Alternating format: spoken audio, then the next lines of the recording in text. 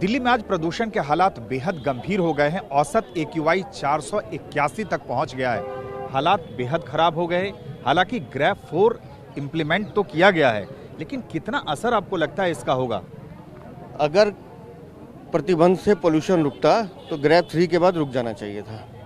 Grab 1, grab 2, grab 3 के बाद रुक जाना चाहिए था।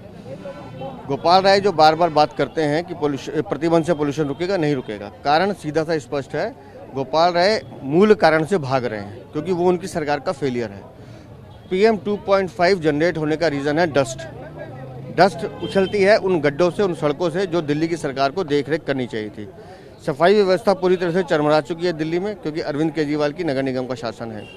गड्ढे ठीक नहीं हो रहे। अरविंद केजरीवाल ने दिवाली तक वादा किया था, सड़कें वैसी की वैसी हैं। जब 40 लाख व्हीकल रोज गड्ढों से निकलेगा तो डस्ट पैदा होगी। डस्ट पैदा होगी तो PM 2.5 होगा, जिससे पोल्यूशन होता है। पंजाब के पराली पर अरविंद केजरीवाल एक शब्द नहीं बोलते हैं, एक शब्द पंजाब के बारे में नहीं बोलते। और पूरी दुनिया को पता है कि पंजाब की पराली का धुआं दिल्ली को गैस चैम्बर बना रहा है। जब तक इन दो विषयों पर गोपाल राय अपना स्पष्टीकरण अपनी सरकार का नहीं देंगे, तब तक ये पोल्यूशन चलता रहेगा। आप चाहे ग्रैब 4 लगाइए, चाहे ग्रैब 5 लगाइए, या दिल्ली में कर्फ्यू लगाइए, पोल्यूशन नहीं रुकेगा। पोल्यूशन रोकने के लिए 12 महीने 24/7 काम करने की जरूरत है।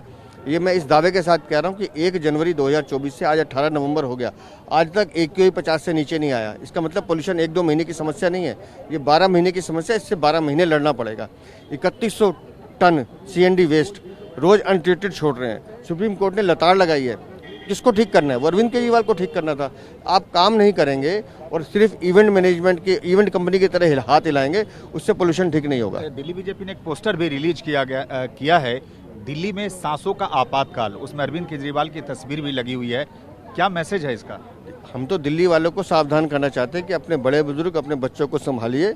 ये धुआं, सांस जो है वो, ये जो हवा है, ये जानलेवा है। और दिल्ली में अरविंद केजरीवाल के 10 साल के निकम्मेपन का परिणाम दिल्ली की जनता भुगत रही है। एक सवाल कैलाश गहलोत को लेकर। दोपहर ये खबर है कि 12:30 बजे वो बीजेपी हेडक्वार्टर में वो ज्वाइन कर सकते हैं पार्टी, लेकिन उनके इस्तीफे के बाद जिस तरह से कहा गया कि उनके पीछे एजेंसी लगी हुई थी, आम आदमी पार्टी ने कहा, और इस वजह से उन्होंने ज्वाइन किया है, जबकि उन्होंने अरविंद केजरीवाल के कार्य और आम आदमी पार्टी सरकार पर सवाल करे। 2 विषय हैं।